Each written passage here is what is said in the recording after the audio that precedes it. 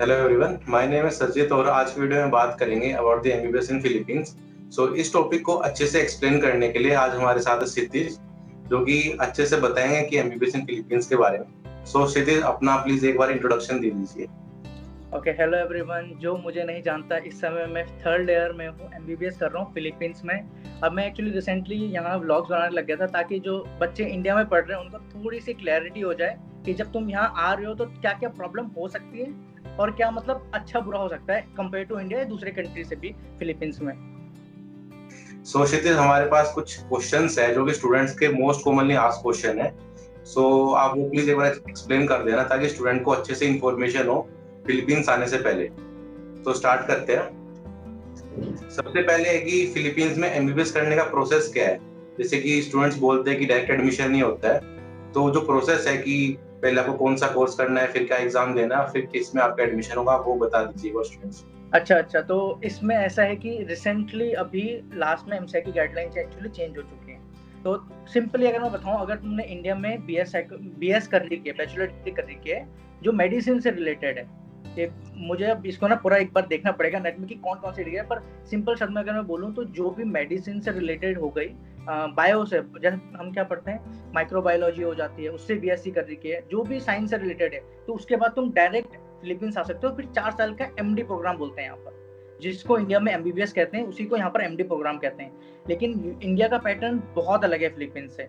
India में कैसा होता है, हम 12th पास करते हैं फिर सीधे 5.5 साल का एमबीबीएस। पर फिलीपींस में सिंपल यूएस की तरह होता है। यूएस में कैसा होता है कि तुम पहले तो हाई स्कूल पास करो, अपना मतलब 10th 12th पास करो। 10th 12th पास करने के बाद फिर तुम्हें 4 साल की बैचलर डिग्री करनी है, जैसे हम इंडिया में करते हैं 3 साल की नहीं होती, बीएससी बोलते हैं इसको। तो वैसे यहाँ 4 साल का होता है कॉलेज, तुम्हें फिलीपींस में 4 साल का करना है, फिर 4 साल के एमडी करना है। लेकिन स्पेशली इंडियंस के लिए, जैसे हम हैं, तो इंडिया में क्या होता है कि हम हाई स्कूल के बाद 11-12 करते हैं, मतलब हाई स्कूल नॉर्मली 10th को बोलते हैं, राइट। सीनियर हाई स्कूल मतलब 11-12, तो हम इंडिया में 11-12 करते हैं। तो यहाँ की कंट्री फिलीपींस उस 11-12 को एज अ कॉलेज ईयर देखती है। फिलीपींस में तुम्हें हाई स्कूल करने के बाद 4 साल का बैचलर डिग्री करनी है, फिर 4 साल की एमडी। तो अपने इंडिया को वो 11-12 को ये पहले कॉलेज के 4 साल को 11-12 इसमें शामिल कर लेते हैं। जो जब यहाँ आते हो ना, तो सिर्फ 2 साल का बैचलर डिग्री करनी होती है, 18 महीने की होती है, सिर्फ छुट्टियां हटा के। तो 18 महीने की बैचलर डिग्री होती है तुम्हारी यहाँ पर, फिर 4 साल का एमडी प्रोग्राम।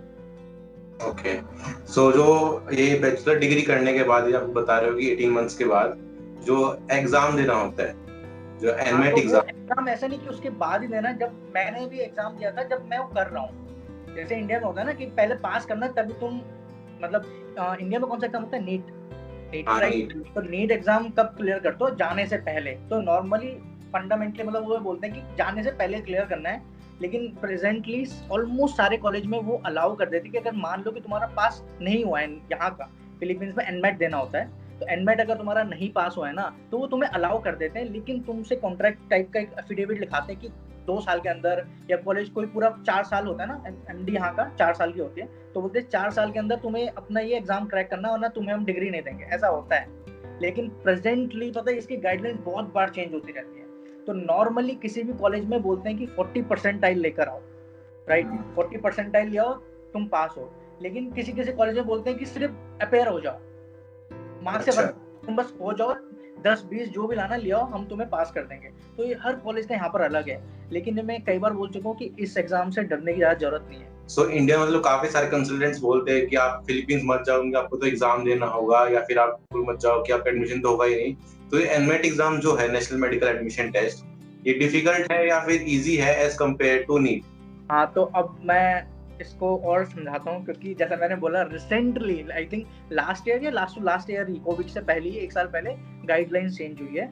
तो प्रेजेंट गाइडलाइंस के हिसाब से अगर तुम्हें मतलब फिलीपींस से पढ़ने जाना है, रशिया में पढ़ने जाना है, तो इस समय तुम्हें नीट में कम से कम 50% लानी है, मतलब क्वालिफाई, तभी तुम जा सकते हो। और जो यहाँ का एनमेट का रिजल्ट है, मतलब एग्जाम होता है ना, वो बहुत ही ईजी है, इंडिया के मुकाबले बहुत ही ज्यादा ईजी है। अगर वो इस लेवल का है इंडिया का, तो फिलीपींस का इस लेवल का है। तो अगर तुम नीट क्रैक कर सकते हो ना, तो एनमेट तो मतलब 100% तुम क्रैक कर सकते हो, क्योंकि तुम्हें यहाँ टॉप नहीं आना, तुम्हें सिर्फ एक पासिंग ग्रेड लाना है यहाँ पर, बस। तो इसमें डरने की जरूरत ही नहीं है। हाँ, इंडिया में यही डराते हैं कि हाँ आप तो वहाँ पे मत जाओ, एनमेट एग्जाम के नाम पे बच्चों को डराते हैं, जिनको फिलीपींस से मतलब एडमिशंस वगैरह नहीं कराने, वो डराते हैं। चलो मैं पहले मान भी लूं कि पहले के बच्चे ज्यादा डर रहे हो, जो बिल्कुल ही लाइक ऑलमोस्ट जस्ट पास हुए 12th में, लाइक अगर 40% इंडिया में अगर पास है इन केस, जिसकी 40 to 43 आ गई, या 50 वाला कोई बोल रहा है कि भाई मैं तो बिल्कुल ही बेकार हूँ पढ़ने में, तो वो केस ही अलग है। लेकिन इस समय प्रेजेंट गाइडलाइन के हिसाब से कम नीट में 50 परसेंटाइल जो बच्चा ला सकता है ना, वो यहाँ के अंदर 70 to 80 परसेंटाइल ला सकता है। अच्छा, चलो काफी आपने क्लियर कर दी। इसके बाद और कुछ क्वेश्चंस हैं। जो मीडियम ऑफ टीचिंग है, मीडियम ऑफ टीचिंग रशिया में आपको पता होगा कुछ कंट्रीज में कि अलग होता है। तो फिलीपींस के जो मेडिकल कॉलेजेस है उनमें सभी में मीडियम ऑफ टीचिंग क्या है? तो यहाँ फिलीपींस में एक्चुअली जहाँ ना मतलब बहुत ज्यादा यूएस का करेज है। मैं सिंपल टीचर्स तो छोड़ो, मतलब एक आम रिक्शा वाला पकड़ लो, नहीं होता वो खींचने वाला पैडल मार के, ट्राई कैब बोलते हैं। मुझे 4 साल यहाँ हूँ तो मुझे यहाँ के शब्द याद हो गए, रिक्शा वाला। आप उससे भी बात करो, वो भी अंग्रेजी टूटी फूटी बोल ही देगा। यहाँ इन्फ्लुएंस बहुत ज्यादा है। हम भी सब्जी खरीदने जाते हैं, कहीं भी जाते हैं बाहर, फुल इंग्लिश चलती है। हमें भी बोलते हैं कि तुम यहाँ की लोकल लैंग्वेज सीखो, लेकिन फर्क नहीं पड़ता। नहीं आती ना, आराम से काम चल सकता है। जिसको आती है उसका बस ये बोलने के अपर हैंड है। कब जब क्लिनिकल रोटेशन में जाएगा तो उसको एक अपर हैंड मिलेगा। जो थोड़े बुजुर्ग लोग हैं उनको तो नहीं आती इंग्लिश, लेकिन मेजॉरिटी सबको इंग्लिश आती है। अच्छा, इंग्लिश कल्चर है पूरा। सारे फॉर्मेट्स भी इंग्लिश में ही मिलेंगे तुम्हें यहाँ पे, उसकी भी कोई टेंशन नहीं है। सारे गवर्नमेंट चीजें भी फुल्ली इंग्लिश, मतलब ऑफिशियल लैंग्वेज टाइप की है। जहाँ बोर्ड होंगे वो भी इंग्लिश में ही होंगे, तो उसकी प्रॉब्लम नहीं होती इंग्लिश की किसी भी रूप में। मैंने देखा है कि फिलिपिनो और इंग्लिश दोनों ही ऑफिशियल लैंग्वेज है फिलीपींस की। हाँ, तो पेपर वर्क करते हैं या बोर्ड भी कहीं होते हैं ना, कहीं भी किसी जगह चले जाओ, किसी गवर्नमेंट ऑफिस, इंग्लिश में ही होता है। मैंने तगालोग में, मैंने जो यहाँ की लोकल लैंग्वेज तगालोग, वो मैंने ऑलमोस्ट नहीं देखी, शायद ही कहीं पर तगालोग में लिखा हो। इंग्लिश में ही लिखा रहता है हर चीज है। अब बोलते भी इंग्लिश है। चलो काफी अच्छी चीज है मतलब ये तो। सो इंडियन स्टूडेंट्स का काफी एक मोस्ट कॉमन क्वेश्चन रहता है कि भी अब्रॉड में डाइसेक्शन होता है नहीं होता है, क्योंकि इंडिया में तो डाइसेक्शन होता है फर्स्ट ईयर में, और इन कंट्रीज में बोला जाता है कि डाइसेक्शन नहीं होता स्टार्टिंग में। तो फिलीपींस में जब आपका एमडी कोर्स स्टार्ट होता है तो उसमें फर्स्ट ईयर में डाइसेक्शन होता है या फिर नहीं? हाँ, तो ये थोड़ा सा कॉम्प्लिकेटेड क्वेश्चन हो गया मेरे लिए, इसलिए क्योंकि ये ना बहुत हद तक कॉलेज में डिपेंड करता है। वैसे होता है, मतलब एक सिंपल आंसर बोलूं तो होता है, ऑलमोस्ट हर तरफ होता है। मेरे कॉलेज में भी होता है, लेकिन पर्टिकुलर मेरे बैच में नहीं हुआ। मुझे नहीं पता क्यों, हमसे क्या दुश्मनी थी, हमें नहीं दिया उन्होंने हमें। मतलब वो टकराते रहे, बोलते कि नेक्स्ट वीक होगा, नेक्स्ट मंथ होगा। हमारा हुआ ही नहीं, लेकिन हमसे सीनियर वालों का हुआ, उनसे पहले वालों का भी हुआ। लेकिन जैसे ऑर्गन्स भी होते हैं ना, सिर्फ डाइसेक्शन ढूंढना है। मान लो हार्ट की क्लास चल रही है तो टीचर नॉर्मली हार्ट ले आते थे क्लास में, या बोन्स चल रहे हैं तो बोन्स ले आते थे क्लास में। तो ऐसे कि ऑर्गन्स तो हमने मतलब बहुत सारे देखे हैं, लेकिन पूरी फुल बॉडी हमें लेके नहीं गए थे मेरे बैच को। लेकिन हमसे सीनियर को लेके गए, हम उनसे पहले वालों को भी लेके गए। तो हर जगह लेके जाते हैं, डाइसेक्शन हॉल बने होते हैं, बॉडीज रहती हैं वहाँ पर। लेकिन पता नहीं क्या हमसे खुन्नस थी हमारे बैच को, हमें मतलब लुढ़का दिया कि मतलब नेक्स्ट वीक करते करते हटा दिया। तो ये मैं इस पे हूँ, लेकिन होता है। जिसकी किस्मत खराब है उसको नहीं मिलेगा, लेकिन नहीं मिलता है। मतलब और ऐसा नहीं कि बॉडी नहीं मिली अपने को, लेकिन सारे ऑर्गन्स तो देख ही लेते हैं हमने, सारे बोन्स, वो सब की प्रॉब्लम नहीं है। तो 99% जो भी देख रहा है वीडियो फिलीपींस आ रहा है उसको जरूर मिले। लेकिन अभी मैं बता दूं, जो वीडियो ये देख रहे हैं, जितना मुझे नॉलेज है, इंडिया में कहीं ज्यादा अच्छा होता है ये सब चीजें। मतलब अगर कंपेयर करना कोई चाहे ना, तो इंडिया में बहुत ऊपर लेवल का होता है, क्योंकि शायद आई थिंक बार लेकर जाते हैं। यहाँ तो मुश्किल से तुम्हें शायद 1 या 2 बार लेकर चले जाए मैक्सिमम।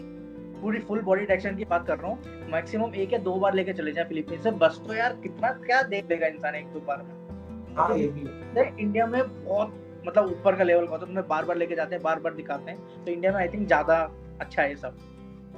हाँ, ये जो नेक्स्ट क्वेश्चन है, ये जो आपका एमडी प्रोग्राम होता है 4 इयर्स का, अभी आप 3rd ईयर में हो, तो आपका next year 4th year start हो जाएगा, अभी क्लर्कशिप स्टार्ट हो जाएगी। तो क्लर्कशिप में क्या होता है एग्जैक्टली? तो क्लर्कशिप देखो, ये सब मैं जैसे बोला, हॉस्पिटल बोलो या कॉलेज बोलो, सब प्राइवेट है। तो सबके मतलब कॉन्ट्रैक्ट टाइप के हैं, या सब हॉस्पिटल का अलग होगा फिलीपींस में जब भी जाओ।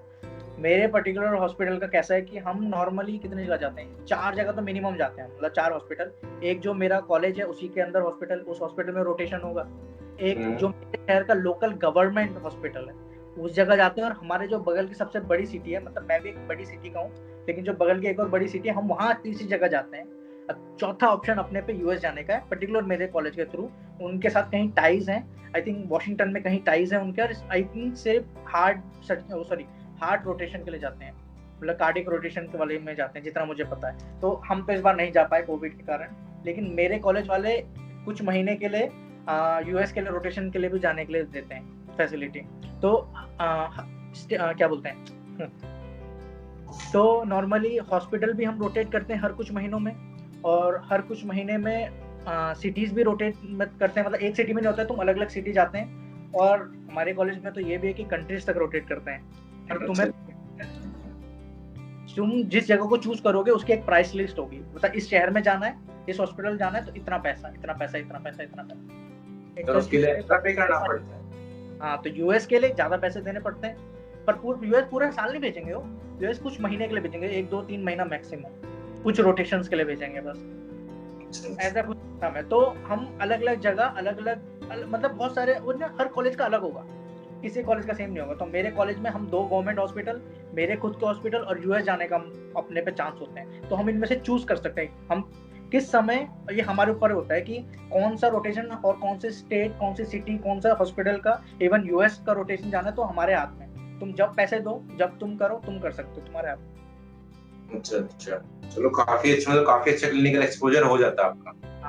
अच्छा क्लिनिकल एक्सपोजर अच्छा होता है यहाँ पर। अब जो नेक्स्ट जो कॉमन क्वेश्चन रहता है वो ये है कि किसी अब्रॉड कंट्री में जाते हैं, जो पेरेंट्स का मेन कंसर्न रहता है कि अब्रॉड कंट्री में जाएंगे तो हमें स्टूडेंट को जो कोई परेशानी तो नहीं होगी, फिर कोई रेसिज्म वगैरह तो फेस नहीं करना पड़ेगा। तो फिलीपींस में कैसे, जो लोकल पॉपुलेशन है उनका एटीट्यूड कैसा है इंडियन लोगों की तरफ, और आपकी जो लाइफ है वो फिलीपींस में कैसी है? तो रेसिज्म देखो हर तरफ होता है। अब इंडिया में भी है, कोई नाइजीरिया से आते हैं तो कभी ना कभी सुना होगा, नहीं सुना होगा तो होता है, इंडिया में भी बहुत रेसिज्म होता है। तुम कहीं भी जाओ रेसिज्म तो मिलेगा ही मिलेगा। लेकिन जैसे मैं कई बार बोलता हूँ कि 100 लोगों में से अगर 100 लोगों में से अगर 10 लोग तुम्हें मिल गए ना खराब, 90 लोग जरूर अच्छे मिलेंगे। हर तरफ ऐसी होता है, कोई ना कोई तो तुम्हें ऐसा मतलब नुक्स कर देगा तुम पे कि तुम्हारा दिल खराब हो जाएगा, यार कैसे बोल रहा है, मतलब तुम्हारी एथनिसिटी को क्लेम करते हुए कुछ भी कर सकता है। ज्यादातर लोग तो मिलेंगे, पूरा कोई नहीं है, पर इक्का दुक्का जो मैंने बोला वो है, मतलब रेसिज्म इस रूप में है। एक्चुअली मुझे लगता है कि रेसिज्म जो है वो कंट्री की ट्रेट नहीं होती, इंडिविजुअल ट्रेट होती है, तो इंडिविजुअल के ऊपर डिपेंड करता है कि हाँ, कोई ट्रेड नहीं है, ये सब अच्छे ही मिलेंगे, पर उनमें से इक्का दुक्का तुम्हें ऐसे जरूर मिलेंगे जो मतलब इंडियन को पसंद नहीं करते। सच बात है, आप नहीं करते, उनका अपना पर्सनल रीजन है, पर मेजोरिटी तुम्हें अच्छे ही मिलेंगे। हाँ। और जो फिलीपींस जो टीचर्स है वो कैसे सपोर्टिव है, या फिर मतलब कि सपोर्टिव नहीं है, मतलब कि इंडियन स्टूडेंट्स की तरफ की प्रॉब्लम क्रिएट करते हैं, या फिर फ्रेंडली नेचर है, कैसा नेचर है टीचर्स का? जो तो अगर टीचर्स को देखा जाए ना, तो जैसे हमने रेसिज्म के बारे में बोला कि इंडिविजुअल की ट्रेड होती है, सब टीचर यहाँ अलग है। कुछ टीचर बहुत अच्छे हैं, बहुत अंडरस्टैंडिंग है, कुछ तो हरामी टीचर हर तरफ होते हैं। कुछ टीचर्स ऐसे हैं जो फिलिपिनो को प्रेफर करते हैं। एक्चुअली प्रेफर इसलिए नहीं करते कि फिलिपिनो है। जैसे मैं अपनी पर्टिकुलर कॉलेज की बात बताता हूँ, हम इंडियंस नॉर्मली 12th पास करके सीधे यहाँ आए, फिर हमने कोई भी कोर्स कर लिया बीएस का, लेकिन उसमें ना कोई पढ़ता नहीं है, और हम ज्यादा से ज्यादा क्या लेते हैं, बायोलॉजी। मैंने साइकोलॉजी ली थी, तो उसमें पढ़ते क्या, कुछ भी नहीं पढ़ते मेडिसिन से रिलेटेड। और जो मेरे क्लास की मैं बात करूँ कि जैसे मान लो कि मेरे क्लास में 100 बच्चे हैं, उसमें से 50 फिलिपिनो हैं और 50 इंडियन हैं। तो जो 50 फिलिपिनो जो लोकल बंदे हैं ना, वो ज्यादातर नर्सिंग के स्टूडेंट्स हैं। तो ज्यादातर किसी ने 6-6 साल नर्सिंग काम किया है, तो उनको हमसे कहीं ज्यादा नॉलेज है। अब जब टीचर कुछ पूछता है तो वही जवाब देते हैं, हम बस मुंह देखते हैं, हमें कुछ पता ही नहीं। तो धीरे धीरे मतलब वो सच में यहाँ प्रेफरेंस बन जाती है फिलिपिनो स्टूडेंट की तरफ, क्योंकि उनको हमसे ज्यादा नॉलेज है। वो इसलिए क्योंकि ज्यादातर नर्सिंग वाले हैं, या उनको हमसे ज्यादा नॉलेज है। हम तो 12 पास करके सीधे यहाँ पढ़ने आ गए, उन्होंने 4 साल किए, फिर अपना काम भी गया कई सालों तक, हमसे बहुत। तो ये होता है, लेकिन कई सारे टीचर है वो समझते हैं बात और बोलते हैं कि भाई देखो नहीं, फिलिपिनो को ज्यादा पता है क्योंकि उन्होंने नर्सिंग किया। तो इंडियन से जब पूछते हैं तो वो माइंड में रखते हैं कि इंडियंस को थोड़ी कम नॉलेज है इनसे, मतलब स्टार्टिंग में, मतलब पहले साल में इंडियंस को कम नॉलेज है क्योंकि वो उतना पढ़ के नहीं आए, वो ये बात समझते हैं, तो उस बात को ध्यान रखते हैं। पर कुछ टीचर सोचते ही नहीं है, और सोचते हैं फिलिपिनो इंटेलिजेंट है। सो जो नेक्स्ट क्वेश्चन है, जो कॉमनली आस्क्ड क्वेश्चन है स्टूडेंट्स का, कि फिलीपींस में लिविंग कॉस्ट कितनी है टोटल, या आपका जो फीस के अलावा, हॉस्टल फीस के अलावा जो लिविंग कॉस्ट है वो कितनी है टोटल? खाना बनाना आप खुद बनाते होगे ना खाना? हाँ, मैं खाना बनाना बहुत सस्ता पड़ता है बजाय बाहर के खाने के। तो टोटल लिविंग कॉस्ट कितनी आती है? मोबाइल रिचार्ज हो गया, आपका लॉन्ड्री हो गया, और रहने सहने का जितना भी है वो टोटल कितना आता है? तो पहले तो मैं ऊपर का सीधे एक नंबर ही बोल देता हूँ। तो इंडियन करेंसी में कम से कम 13 से 15 हजार रुपए, मतलब ये एवरेज साइड में। जो ज्यादा ही कंजूस होगा उससे कम पे भी रह सकता है, जो थोड़ा सा ठीक ठाक रहता है वो उससे ऊपर भी हो सकता है, पर 13 से 15 हजार इतने तो मतलब आराम से लग जाते हैं, ज्यादा मतलब इतना खर्च ना करके नॉर्मली। तो अभी मैं पर क्या मतलब इसको तो एक एक टॉपिक पे मतलब हर एक उसमें बात हो सकती है, तो रहने का, खाने का, इसमें तो हर चीज में बात हो सकती है, इसको मैं बात कैसे करूँ? चलो आप ये एवरेज नंबर दे दिया आपने, 13 to 15 एवरेज है ना। 13 से 15 हजार रुपए मंथली पर्सनल खर्चा, खाना पीना रहना आराम से हो जाएगा। लेकिन अगर एक पर्टिकुलर खींच के हम कितना भी लंबा कर सकते हैं, खाना पीना रहना। ठीक है, और ये लिविंग कॉस्ट मिला के और जो आपकी यूनिवर्सिटी की 13 से 15 हजार इतने तो लग ही जाएंगे, मतलब एक नॉर्मल लाइफ यहाँ रहे। और ये सब कुछ जो मिला के, जैसे कि यूनिवर्सिटी फीस है आपकी, रहना सहना है, जो सब कुछ मिला के आपको जो फिलीपींस में जो एमबीबीएस कर रहे हो उसका टोटल बजट कितना आएगा? आपका प्री मेडिकल मिला के, आपका एमडी कोर्स मिला के, सब कुछ मिला के जो स्टूडेंट को एक एवरेज नंबर चाहिए होता है ना कि हाँ हमारा इतना बजट होना चाहिए 6 साल का, हाँ 6 साल लगे तो ऑन एन एवरेज जो ज्यादा खर्च नहीं करता है तो 25 से 30 लाख मिनिमम। अच्छा, सारी फीस रहना खर्चा मिला के। अच्छा ठीक। और ये जो आप हर साल फ्लाइट इंडिया आते हो, हर साल इंडिया आते हो, या फिर कुछ गैप के बाद इंडिया आते हो, 2 साल में एक बार इंडिया आ गया फिर? तो चाहो तो साल में 3-4 बार आ जाओ, तो तुम पे डिपेंड है, पर छुट्टी तो मिलेगी या गर्मियों में या ठंडों में 1-2। तो सबसे बड़ी छुट्टी तो गर्मियों में मिलती है 1-1.5 महीने की, तो सब बच्चे गर्मी में जाते हैं। तो लेकिन उसमें दिक्कत ये है ना, जब तुम पहली बार फिलीपींस आते हो और तुमने बैचलर डिग्री नहीं की है, तो जो 18 महीने की बैचलर डिग्री होती है उसमें तुम्हें छुट्टियां नहीं मिलती।